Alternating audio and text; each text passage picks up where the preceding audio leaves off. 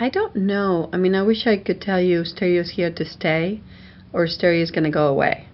I don't think it's that black and white. I think that um, it's exciting to have the fans see our movies in 2D on IMAX, on 3D stereo IMAX, on stereo and non IMAX.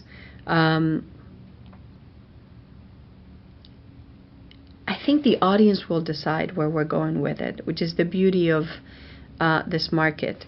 I think that for certain films, especially for our films, is it's one added way of viewing our stories and our imagery, and I think that it does work for what we do. We don't parcel it out. We haven't yet. I know other movies go, 30 minutes here, 20 minutes there, 30 minutes there. We take the entire film to one facility, and that to me creates a sense of balance and depth that doesn't give you any eye fatigue, which is the most important thing for us, because the movie is not designed for stereo. We're just having stereo be one additional way that you can view our story. So it's very different than Avatar or any other movie that was designed. Transformers was, he shot in 3D, a lot of it, and we haven't yet. It's a challenge of time, and it's a challenge of lighting, because if you want to have it lit in the way that you want to have it lit, sometimes in the DI for stereo you have to bump it up or you can't see the depth, and when it's dark it makes your eye work harder, and then people always say, I like the movie but it was dark. And two things, it's the palette that you color your movie in and how the distributors show your movie, because you make the DI for the most pristine, balanced way, and then they show it the way they show it. They don't want to pay for the Lamperts, so they show it with 3-foot Lamperts, and anything is going to look a little dark with that. So when you don't have the glasses, you sort of survive the moment.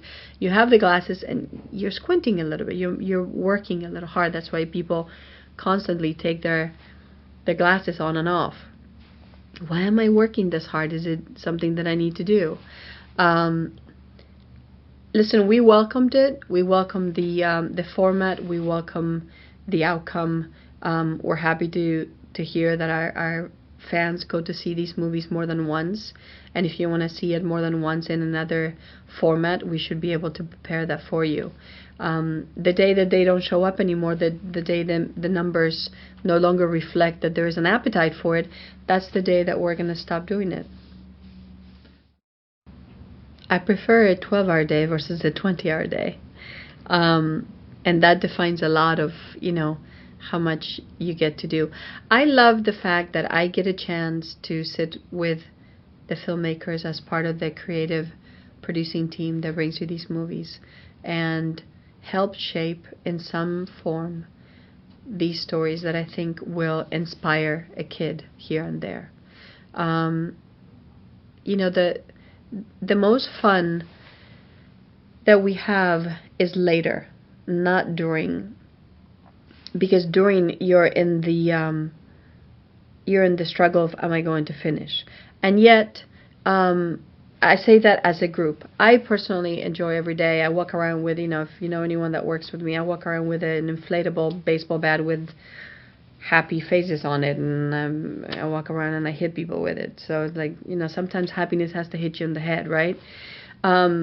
If you don't take your job that way, then it's really hard to make the 20 hours a day for so many years in a row.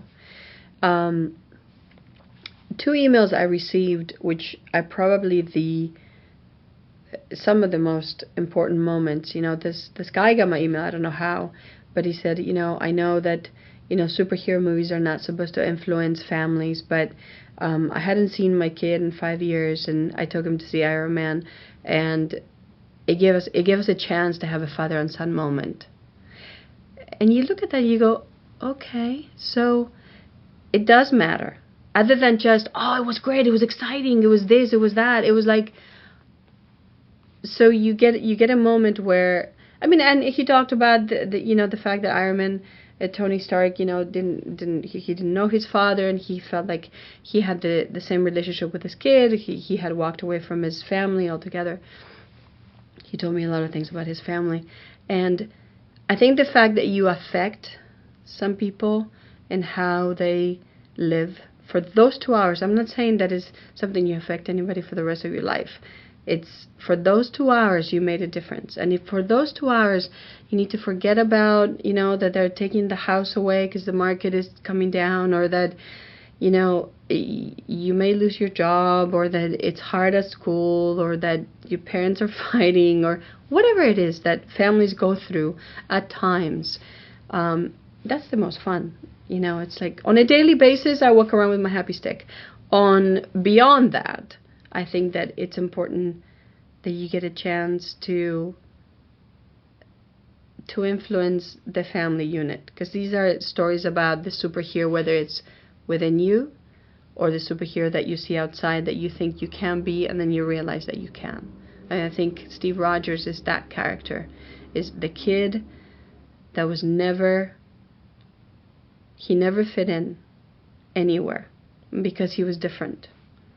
He happened to be physically different, and yet his will and his might was as good as any other soldier that was in the battleground. But they looked at him and they said, "You're too skinny, you're sick, you're gonna fall apart in the first moment we send you out there." You know what I mean? And I think that you look at high schools, and I think it's filled with kids that are different. They're all very different, and they all want to belong. And if we can continue to tackle stories that way, that's what's going to set us apart from the big blockbusters of the summer, which there's many. And God bless, let it always be tons of them out there so we can always have variety. But that's the fun part. The other part was this little kid, his father, his mom sent me an email. He was half paralyzed, but he wore a lot of wire contraptions to walk. And this was on Iron Man 1, and I don't know if you remember in Iron Man 1 when Tony Stark is learning how to walk, and he had a lot of the the bracelets and stuff, and he saw the movie. He said, "Tony Stark is just like me," and his mom was like, "This is the first time that this kid has gone, wow, I'm not that different. There's somebody out there that is just like me." So, nobody's ever sent me an email about the Hulk, by the way. There's no kid that relates to that one yet in that level. But I think those are the moments that you look back and you go, if hundreds of millions of people see this, if it's just another summer movie, if it's just another 2 hours of somebody's life, and it makes you forget and enjoy, job well done.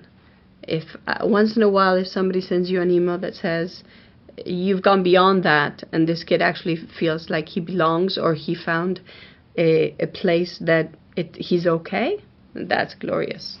There's no, 20 hours, 100 hours, it doesn't matter. I went to school for psychology and drama, and I wanted to do theater.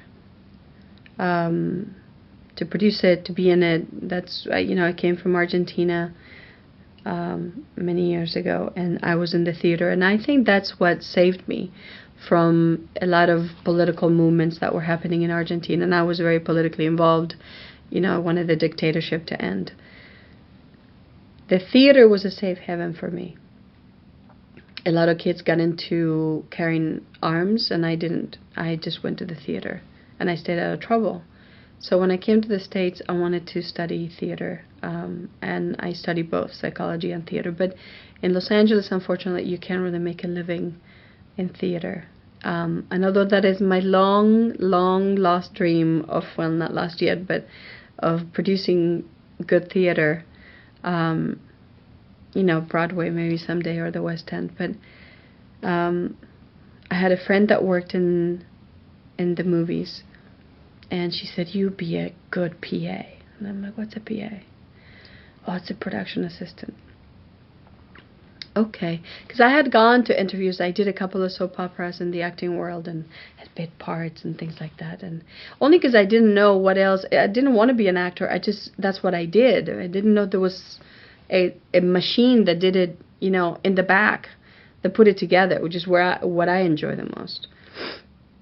But it was like, you're too tall, too short, too fat, too skinny, too dark, too not. Your accent is too this, too that. You don't sound Hispanic, or you look too Hispanic. Or it was like, I said, who makes the decisions? The producers. Okay, I'm going to go to that. I was like, I don't think I can have a life of year 2 of this and 2 of that. And the PA position came about, and I took it, and I never stopped. I went from one job to another, and I picked up a lot of garbage and fetched a lot of lunches and a ton of coffee. That was before Starbucks even started. And we didn't even have cell phones when I started. That's kind of, oh my God, I'm giving you my age now. And then I worked with Tony and Ridley Scott in their company called RSA, which is the commercial company. And then one of their directors was doing a show with Digital Domain. And I went from PAing to coordinating to production managing. And then at DD, there was a girl that had broken a leg. And they asked me, do you want to help me fetch things to... She couldn't get to the fax because it was too far. And I'm like, yeah, sure, I don't have a job. And I never left. And then from there, I went from DD. And I didn't know a thing. Nothing. But I was curious. And if you know anything about geeks, God bless their souls, they love to share about technology. And I was like the perfect sponge for them, because I was like, how do you do that? And how do you do that? Oh, and then you do that? Oh, that's cool. And then what do we do? And so I had an innate way of organizing, but I didn't know what I was organizing until they told me what I needed to do. And then it was perfect. It was like that perfect combination. And then if a 3D job will come around, I was the youngest producer there, and the other producers either they weren't too keen on 3D or they were busy, and they always like, give it to the kid, she'll do it, just give it to her, she doesn't know how to do it, but she'll go figure it out, give it to her. So I took all the CG 3D projects that we had, and then I went from there to, that was at DD for 4 years, and then I moved from there to every studio in town.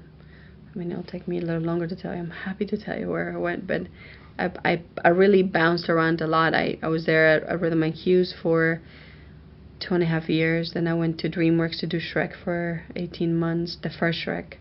Then I did a movie with Fox, and that took us out of the country for a long, long time. Then I produced my own movie, raised the funds for that. I took time off.